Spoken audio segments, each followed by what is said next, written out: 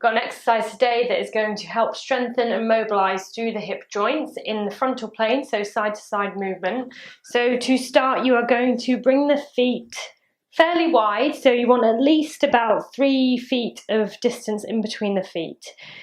If your feet are closer together, then you won't really get the benefit from it because you're not feeling yourself into the glide, but it doesn't need to be too wide.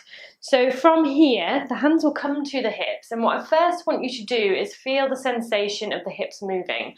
When we start this movement, what we don't want to happen is the knee starting to lead the movement, otherwise we tend to get issues like the knee collapsing in or air pushing to the outside. What we want to have is the hip leading the movement and then the knee follows.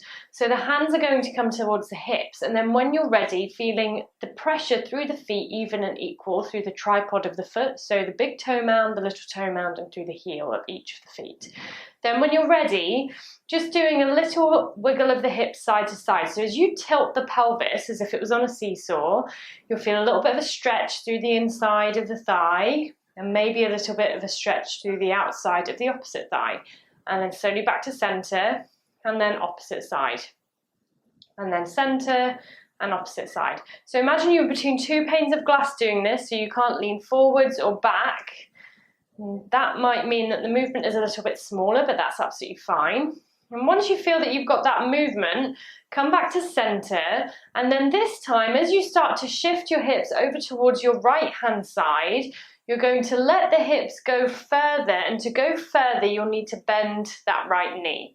Imagine there was a bench behind you and you're trying to sit down towards the bench, and then press through the foot to come back up. So we'll do a few on that side again. So coming over, you want to keep the balance of that tripod of the foot the same. A tendency in this position is for people to fall forwards into the knee, and then they're not actually loading through the hip joint. So what I want you to feel is the hip folding as you bring the hip back. You're not collapsing forwards over the chest, but leading with the hip, and then slowly coming back to center.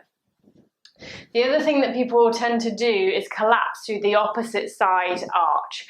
So don't let the foot come off of the ground like this on the outside. Keep the whole of the foot flat as you come over, and slowly back up and down and lift. So keeping those cues in action, we'll come over to the other side. So starting leading with the hips come over towards the left, and then lead the hips back, and the knee follows, and then slowly back to center, and then exhale over and center. So as you're coming over towards the left side, the adductors through the inner thigh on the right leg are getting longer, lengthening eccentrically, and so are the muscles on the outside of the left hip, and then slowly back in. So you're feeling the opposing muscle groups getting loaded, lengthened, and strengthened. 2 and 1,